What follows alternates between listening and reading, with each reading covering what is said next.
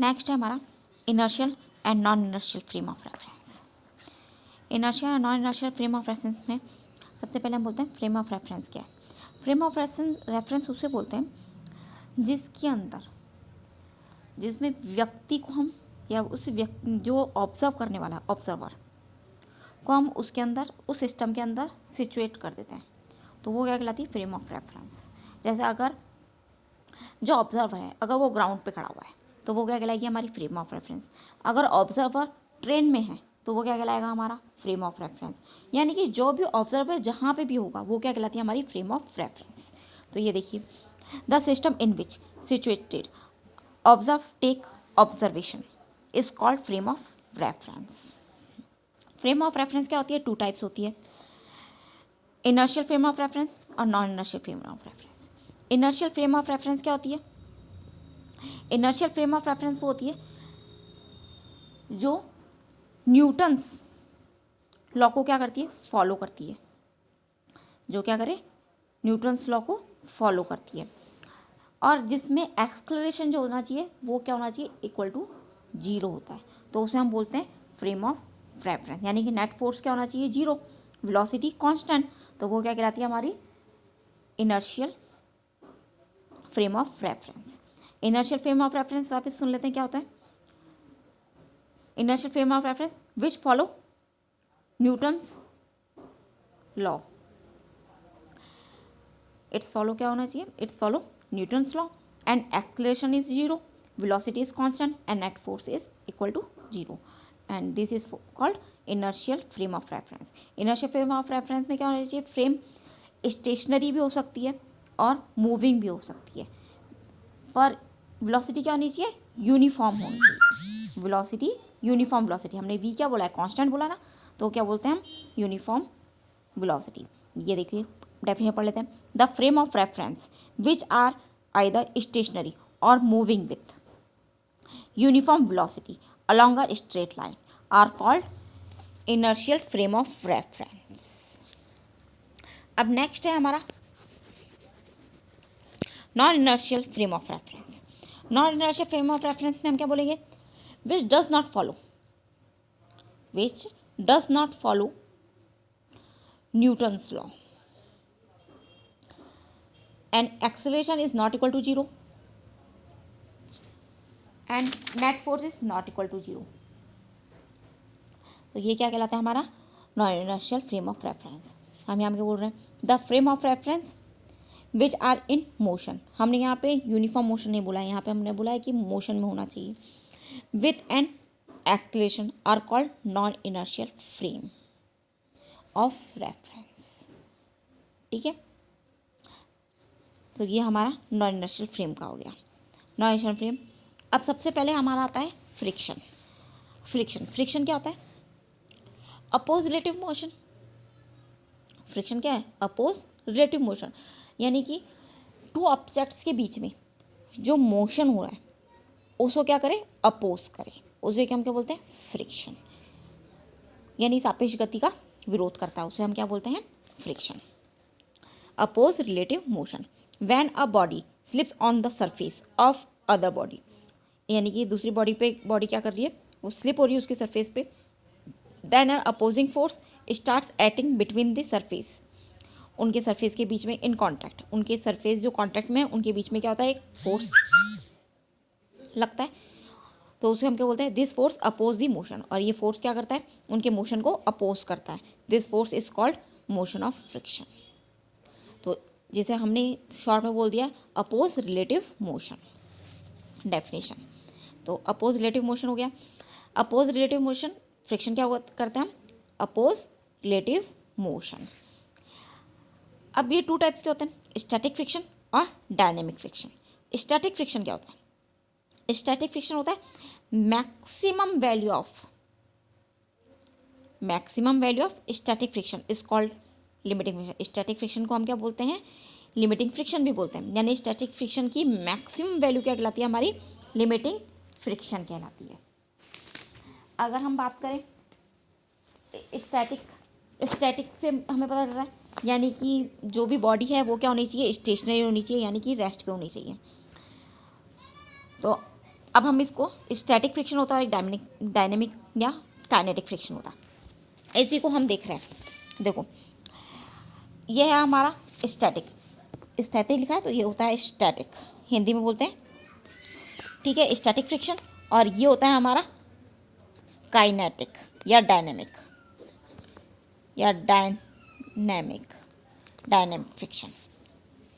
हम यहाँ बोलते हैं अपोज, यहाँ पे ये क्या बोलते हैं, फ्रिक्शन को हम बोलते हैं अपोज रिलेटिव मोशन। अब दोनों में हम डिफरेंस करके पढ़ रहे हैं, स्टैटिक और डायनेमिक फ्रिक्शन। स्टैटिक फ्रिक्शन क्या हो रहा है हमारा, टेंडेंसी ऑफ रिलेटिव मोशन, इसकी एक टेंडेंसी होती है, टेंडेंसी ऑफ रिलेटिव मोशन, इसको मैं समझाती हूँ अभी। रिलेटिव मोशन, इसकी टेंडेंसी क्या होती है, रिलेटिव मोशन की। और ये क्या होता है हमारा, इसमें रिलेटिव मोशन होता है, रिलेटिव मोशन। अब देखो टेंडेंसी ऑफ रिलेटिव मोशन का मतलब क्या हुआ, ये दो ऑब्जेक्ट्स हैं, वो एक दूसरे के कांटेक्ट में, जब वो कांटेक्ट में है हम उस पर थोड़ा सा फोर्स लगा रहे हैं तो वो क्या कर रहा है, अभी मूव नहीं कर रहा है, लेकिन उस पर हमने थोड़ा सा और फोर्स लगाया फिर भी उसने मूव नहीं किया। यानी कि अगर हम उस पर इतना फोर्स लगाएं कि जो उन दोनों सरफेस के बीच में जो फ्रिक्शन हो रहा है या फ्रिक्शन लग रहा है वो उस फोर्स से क्या हो जाए, ज़्यादा हो जाए, तब वो ना मूव करना शुरू करेगी, तो उसे तो हम बोलते हैं काइनेटिक फ्रिक्शन।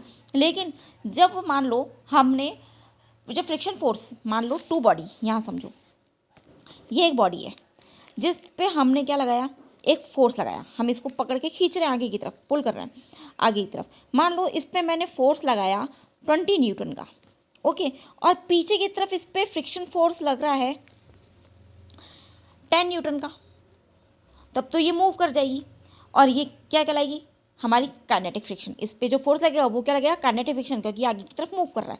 लेकिन अगर ये 20 है और ये भी क्या हो जाए हमारा, मान लो ये 20 न्यूटन है और ये हमारा है, ये फोर्स से ज़्यादा है ना, अब ये कम है, तो अब हम क्या बोल रहे हैं, स्टैटिक फ्रिक्शन की बात कर रहे हैं। तो स्टैटिक फ्रिक्शन में हम कर रहे हैं टेंडेंसी ऑफ रिलेटिव मोशन, यानी कि जब ये रेस्ट पे कब होगी, जब ये वैल्यू कितनी हो, 10 न्यूटन हो, और यहाँ पे हमारी क्या लग रही है, मान लो 12 न्यूटन की फोर्स लग रही है पीछे की तरफ, मान लो, ये समझो। जब ये फोर्स ज़्यादा हो, जब अप्लाइंग फोर्स ज़्यादा हो, हमने क्या बोला था, जब अप्लाइंग फोर्स ज़्यादा हो हमारे स्टैटिक फोर्स से या फ्रिक्शन फोर्स से, तो ये क्या कर जाएगा, मूव कर जाएगा। लेकिन हम क्या बोले, जब अप्लाइंग फोर्स क्या हो, हमारे फ्रिक्शन फोर्स से कम हो, तो ये मूव नहीं करेगा, ये स्टैटिक रहेगा, यानी स्टेशनरी रहेगा, इसमें मूव नहीं होगा। लेकिन जैसे हमने इसको फोर्स को बढ़ाया, अब हमने इसको क्या कर दिया, 11 न्यूटन कर दिया, तो भी क्या हुआ, ये स्टेशनरी है। लेकिन अब इसकी टेंडेंसी क्या होगी, मूव करने ही वाला है, यानी कि जैसे ही इसको फोर्स को मैंने क्या कर दिया, 12 न्यूटन कर दिया, यानी कि ये दोनों फोर्स क्या हो गए, इक्वल हो गए, तब इसकी टेंडेंसी क्या होगी कि ये मूव करने ही वाला है, यानी कि अब जरा सा और फोर्स लगाया और ये मूव कर जाएगा। यानी कि जैसे ये क्या हो जाए, 30 न्यूटन हो जाए, तो ये क्या करेगा, मूव करेगा।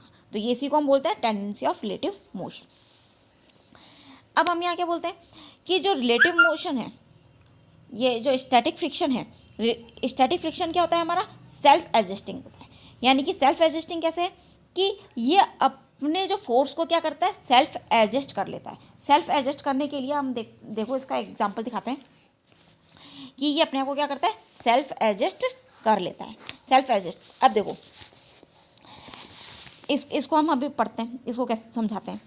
वैसे ही अब क्या है, काइनेटिक फ्रिक्शन की बात कर रहे हैं, तो काइनेटिक फ्रिक्शन क्या होता है, हमेशा कांस्टेंट होता है, इज ऑलवेज कांस्टेंट। इसकी वैल्यू क्या होती है, 0 से एफ लिमिटिंग के बीच होती है। एफ लिमिटिंग क्या होता है, is less than equal to mu S N, ये याद रखना। स्टैटिक फ्रिक्शन की वैल्यू कहाँ से होती है, 0 से एफ लिमिटिंग के बीच में होती है, और एफ लिमिटिंग कितना होता है हमारा, is less than equal to mu S N. Mu s क्या है, स्टैटिक कोफिशिएंट है, और इसकी वैल्यू कितनी होती है, एफ के इज इक्वल टू म्यू के एन। म्यू के क्या है, काइनेटिक कोफिशिएंट है, तो एन क्या है, नॉर्मल रिएक्शन, तो इसको हम म्यू के एन, ठीक है। अब हम सबसे पहले समझते हैं सेल्फ एडजस्टिंग कैसे।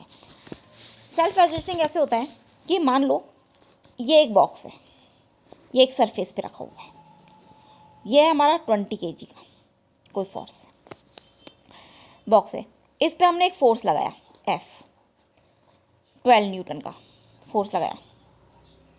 जब हम इसके ऊपर 12 न्यूटन का फोर्स लगा रहे हैं तो इस पे पीछे की तरफ जो फोर्स लगेगा वो हमको निकालना है, एफ एस या एफ लिमिटिंग की वैल्यू निकालनी है। तो एफ लिमिटिंग क्या होता है हमारा, एफ लिमिटिंग देखते हैं। तो एफ लिमिटिंग की वैल्यू क्या होती है, is less than is equal to mu S N, और एन क्या होता है, नॉर्मल रिएक्शन। तो ये नॉर्मल रिएक्शन एन, क्योंकि यहाँ पे क्या है, ये बॉक्स इस सरफेस के कॉन्टैक्ट में, तो इसकी सरफेस कॉन्टैक्ट में है, तो इस पर क्या लगेगा, नॉर्मल रिएक्शन नीचे ऊपर, और वर्टिकली डाउनवर्ड क्या लगेगा, वेट लगेगा। वो वेट कितना है, 20 g। तो हम क्या लगेंगे, N equal to M g. तो एन की वैल्यू कितनी है 20 इंटू जी की वैल्यू कितनी है 10, तो कितना हो गया 200 न्यूटन। कितना हो गया 200 न्यूटन। तो एन की वैल्यू हो गई 200। तो यहाँ पे वैल्यू रखूँ तो एफ लिमिटिंग, तो एफ लिमिटिंग कितनी हो गई, less than equal to mu s. Mu s यहाँ पे म्यू एस की वैल्यू उसने दी होगी हमको, मान लो 0.01 है। मैं क्या करूँ, 0.01 इंटू 200 इंटू करें तो कितना आ जाएगा, पॉइंट, ये हो गया 0 से 2 0 तो एफ लिमिटिंग की वैल्यू कितनी हो गई, less than equal to 2 newton. अब यहाँ पे एफ एस की वैल्यू कितनी होगी, एफ लिमिटिंग, यानी कि एफ लिमिटिंग की वैल्यू कितनी होगी, 2 न्यूटन होगी। यानी कि 2 न्यूटन से ज़्यादा नहीं हो सकती है इसकी वैल्यू। तो यहाँ पे यानी कि अब ये क्या रहेगा, स्टेशनरी रहेगा, क्योंकि एफ लिमिटिंग की वैल्यू कितनी आ रही है 2। अगर ये इससे ज़्यादा आती, 12 से ज़्यादा आती, तो वो मूव कर जाता। अब जैसे हम क्या करें, 2 न्यूटन, ये कितना आया यहाँ पे हमारा 2 न्यूटन आया। वैसे यहाँ पे म्यू एस की वैल्यू देगा, उसको हम रखते जाएं और सॉल्व करते जाएं। अब मान लो यहाँ पे म्यू एस की वैल्यू इसने दी होती, हमें 7 दी होती, मान लो 0.07 दी होती, तो मैं वैल्यू यहाँ पे क्या करती, ना ये एन तो निकाला था, तो अब एफ लिमिटिंग निकालते हैं। देखो, तो एफ लिमिटिंग की वैल्यू कितनी हो जाती, म्यू एस एन। तो म्यू एस की वैल्यू कितनी है 0.07 इंटू कितनी हो गई 200, ये हटा के क्या लगा 2 0, ये 2 0 0 7 2 जा 14, तो कितनी हो गई 14 न्यूटन। तो एफ लिमिटिंग कितनी हो गई 14 न्यूटन। अब 14 न्यूटन है, यहाँ पे कितनी है 12 न्यूटन है, तो ये हो गई हमारी 14 न्यूटन। तो ये 14 न्यूटन है और यहाँ पे कितनी है 12 न्यूटन, तो ये ज़्यादा है ना। अब ये हमारी 14 न्यूटन, यहाँ पे कितनी है 12 न्यूटन। अब यानी कि अब ऐसा तो है नहीं कि ये पीछे की तरफ मूव करेगी, पॉसिबल नहीं है ना। हम आगे खींच रहे हैं लेकिन वो पीछे मूव कर रही है, ऐसा नहीं होता है। तो ये क्या कर रही है, अपने आप को सेल्फ एडजस्ट कर लेती है। यानी कि अब इसकी वैल्यू, मैक्सिमम वैल्यू कितनी हो सकती है 14 हो सकती है, और यहाँ वैल्यू कितनी है 12 न्यूटन हो सकती है। तो 12 न्यूटन जो हमने लगाया, तो ये अपने आप को सेल्फ एडजस्ट कर लेगी और किस पे लेके आ जाएगी 12 न्यूटन पर। अब ये क्या रहेगा, स्टेशनरी रहेगा ना, ये मूव नहीं करेगा। इसको वापस हम एक बार और समझ लेते हैं। देखिए, इसको हम एक बार वापस समझते हैं। हमने क्या बोला, इधर देखिए,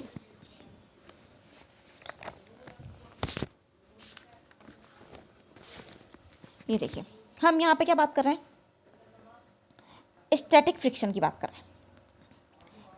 स्टैटिक फ्रिक्शन के लिए हमने क्या बोला कि जो स्टैटिक फ्रिक्शन है वो क्या होता है, सेल्फ एडजस्टिंग होता है, यानी कि परिवर्तनशील होता है।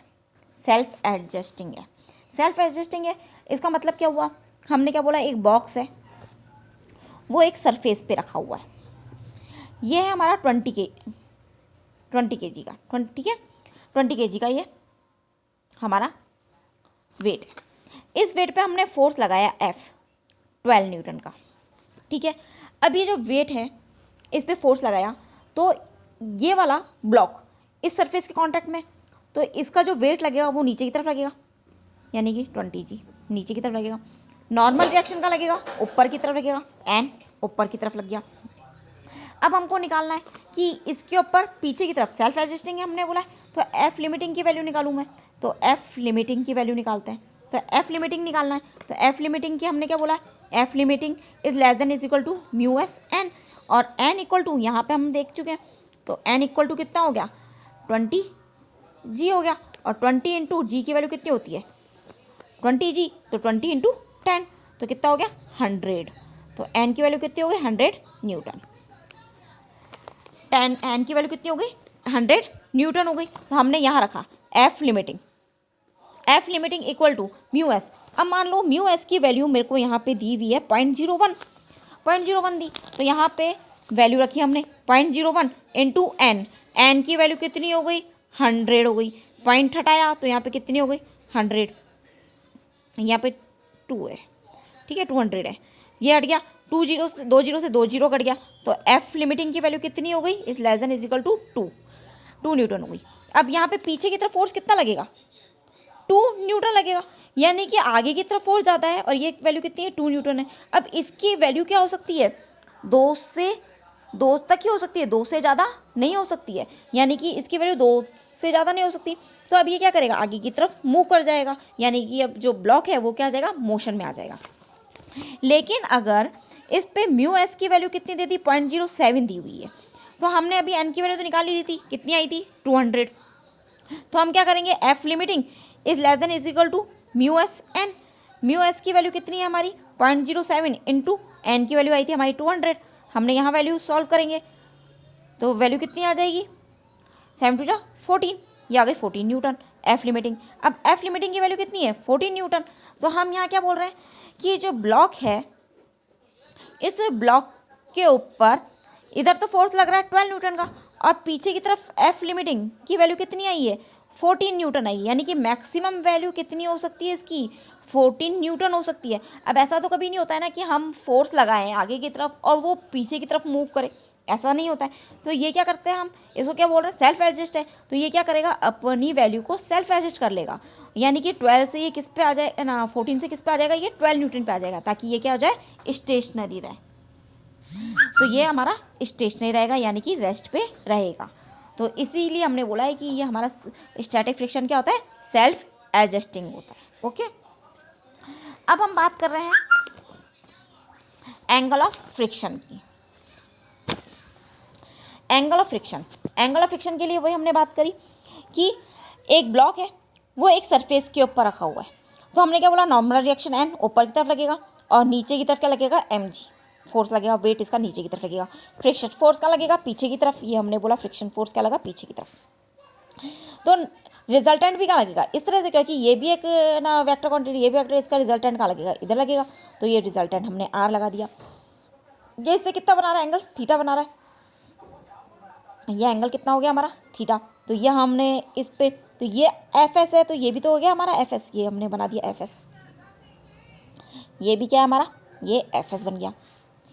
अब हम एन इक्वल टू कितना हो गया, एम जी हो गया, ये दोनों एक दूसरे को बैलेंस करेंगे तो N equal to M G. अगर मैं टेन थीटा निकालती हूँ, टेन थीटा क्या होता है, परपेंडिकुलर अपॉन बेस, तो परपेंडिकुलर अपॉन बेस, तो F S upon N, F S upon N, N equal to क्या है एम जी, तो एन की जगह हम एम जी भी रख सकते हैं, और एफ एस निकालें, एफ एस क्या होता है हमारा म्यू एस एन, तो F S is equal to क्या होता है म्यू एस एन, तो एन से एन कट गया, तो टेन थीटा किसके इक्वल हो गया, म्यू एस की, तो टेन थीटा एंगल किसके इक्वल है, म्यू एस, यानी स्टैटिक कोफिशिएंट के इक्वल है। अब वैसे हम निकालते हैं एंगल ऑफ रिपोज या इंक्लाइन प्लेन, तो एंगल ऑफ रिपोज या इंक्लाइन प्लेन के लिए करें तो हमने बोला कि एक इंक्लाइन प्लेन है, इंक्लाइन प्लेन के हमने ऊपर एक ये बॉक्स रखा हुआ है ना, ये बॉक्स है, इस बॉक्स पे क्या लगेगा, इस जो फोर्स है वो कहाँ लगेगा, ये हमारा जो बॉक्स है इस पे फोर्स लगेगा नीचे की तरफ M G, force vertically downward M G, normal reaction upward, यानी कि 90 डिग्री पे होता है ना, देखो ये 90 डिग्री पे हमेशा एन क्या लगता है, नॉर्मल रिएक्शन 90 डिग्री, तो ये 90 डिग्री हो गया, ठीक है।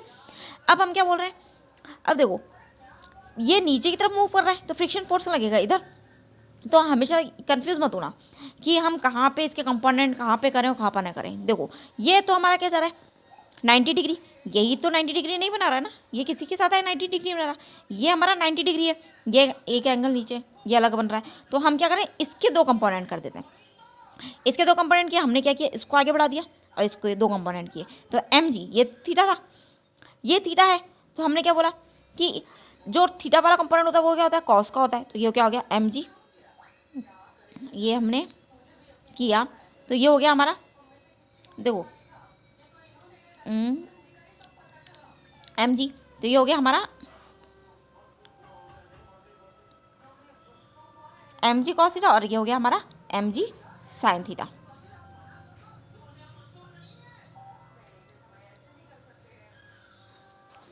तो यहाँ पे हमने लिखा N equal to M G cos theta, तो एफ एस किस और एफ एस किसके इक्वल हो गया एम जी साइन थीटा के, F S is equal to M G sine theta, और एफ एस को हम क्या बोलते हैं म्यू एस एन, तो F S is equal to mu S N या म्यू एन, तो ये हो गया mu is equal to N की वैल्यू क्या कर दी हमने एम जी कॉस थीटा। यहाँ पे लिख दिया एम जी साइन थीटा किसके इक्वल हो गया, M G sine theta is equal to mu M G cos theta. M से एम कैंसिल हो गया और जी से जी कैंसिल हो गया, तो एम जी कैंसिल हो गया।